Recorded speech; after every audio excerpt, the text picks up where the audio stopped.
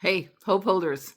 I want to tell you a story about this fireplace because it's it's a really good story. So first of all, I moved into this house and I'd never had a house with a fireplace before. And I thought, wow, that's great. Well, I couldn't figure out how to make it work. And I went on YouTube and I looked at everything and I did all the videos and I did everything you're supposed to do.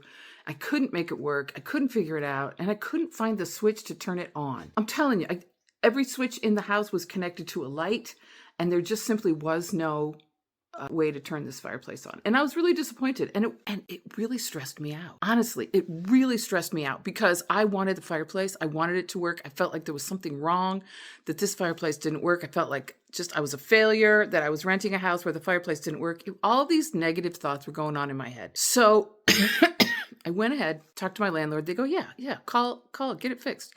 So I called the guy. He came out. He did a fantastic job, fixed the fireplace, got it working.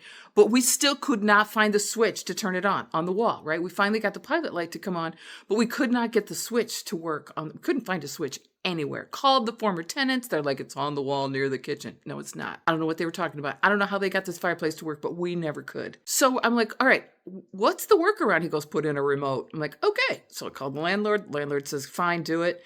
Put in the remote and this is on. And I'm here to tell you something happened when I did this. It's just a fireplace, right? But for me, it was like, I don't even know how to describe to you how it was an elimination of a stress level. It was like something that I was supposed to be doing that I hadn't done, that I wasn't doing. It was sitting in the back of my head like an indictment to me this whole time. Every time I'd look at that fireplace and it wouldn't work. And now I use it every single day. It's my little prayer spot. It's my little meditation spot. It's my little spot where I think about the people I care about and what's going on with them. And I have to tell you, I don't know why it was such a point of contention for my conscience, but it was. So here's the lesson. Pay attention to what your body's telling you, because this fireplace is just become a focal point of my life now. And it's only been like 3 days since it's been working and I can't step away from it. And my body had been telling me that the whole time, that you need this fireplace. You need this fireplace. You need it to connect. You need it to ground. You need it. This fireplace is supposed to be working. Why aren't you? So I finally got it done. And it's not even going to cost me anything, right? I mean, it's the landlord's paying for all of it because they're great landlords. So what's the point? The point is that listen to yourself and find a workaround. We put in a remote. We never did find the switch. Never did. I look all over this house.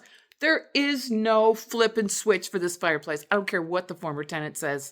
He had magic in his fingers, I guess. We put in a remote and it works just perfectly, right? So there's always a workaround that you can figure out to make things work for yourself if you listen and you pay attention and you do what you're being called to do. I was being called to get this flippin' fireplace fixed and I ignored it for 9 months and now I can't step away from it. I love it so much. So here I am. If you're a special person to me, just know that I'm sitting in front of this fireplace praying for you. Pat, who every time I talk to her, she goes, I pray for you every day, Mary. Praying for you too, Pat. All right, you guys, I love you, and I'll talk to you later.